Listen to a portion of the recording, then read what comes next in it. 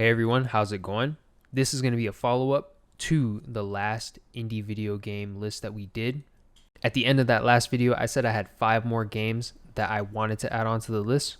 So here is 5 more indie games to add to your wish list. So to keep the structure similar to the first video, the first game is going to be early access, but it'll be close to full release, and that game is Selaco. You might have already seen this game recommended to you, but if you haven't, the game is close to full release, being on patch 0.84, and there'll be 2 more chapters added after this patch. What's initially going to draw you into this game is obviously going to be its gameplay, soundtrack, and overall style, being very reminiscent of classic shooters, especially being made on the GZ Doom engine. The developers compare their game to being a mix of Deus Ex and System Shock, which if you haven't played System Shock, the remake, you should. If these types of classic games are your vibe though, add it to your wishlist and pick it up when the game fully releases, or pick it up now because it's in a good state to be played. Normally I don't play turn-based strategy games, but the concept of this game was a no-brainer pick. Tactical Breach Wizards is a game about renegade wizards unraveling a modern conspiracy plot. The single-player storyline is about 14 hours of gameplay, and you play as a Navy Seer, freelance Storm Witch, a Necromedic, and a Rebel Riot Priest. It's the cool little things, like the medic having to kill you to heal you, that makes me want to pick this game up. Tactical Breach Wizards is not a roguelike. It's not like XCOM having a shorter story, and it's not Into the Breach as it is more forgiving, but there's a ton of things you can do in a single turn. TBW has a demo out now, but the planned release date is August 22nd. This next game probably won't be of interest to the majority of you all, but I wanted to provide a mixture of interesting games and aesthetics. Plus, you might know someone who will be interested in this game, which is REKA.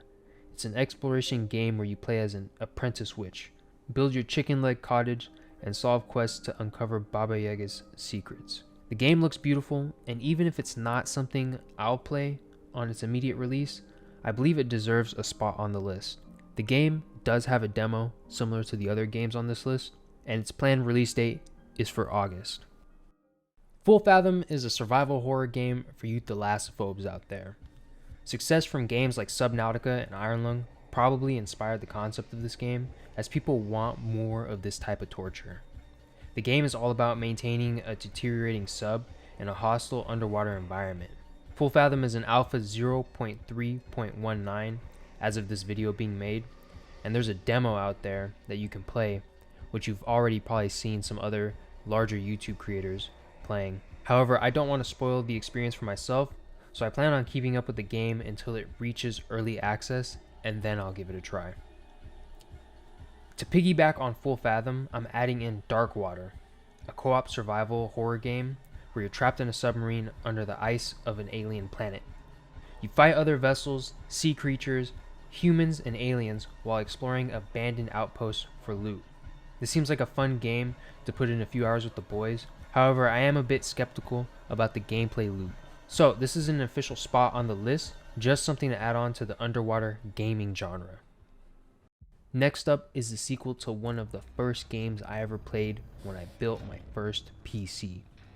No More Room in Hell 2 is an 8-player co-op zombie apocalypse game with replayable scenarios.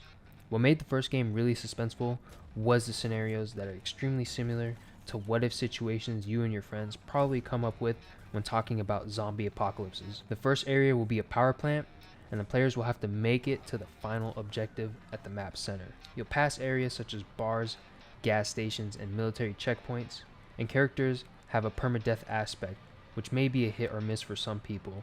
Personally, that was an issue for me when I played Realm of the Mad God. You level up your character by looting supplies and surviving the missions. The game is co-op with consequences. There is no demo, but I'm keeping up with the Discord for an early access release date.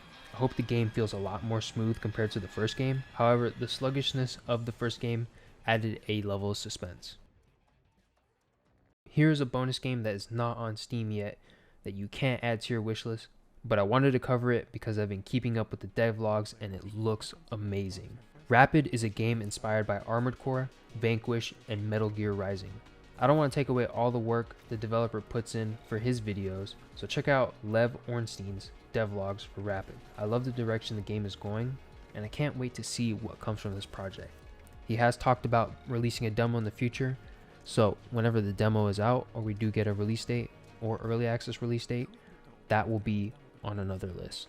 Anyways, that's all I have for this list. I hope you guys enjoyed this follow-up to my first video, and if you enjoy these types of videos, make sure to like it. I do have more games on my wish list that I could make another video about, but a lot of those games are coming soon, are coming in 2025, so it wouldn't be games that are going to be releasing anytime soon. Anyways, see you guys.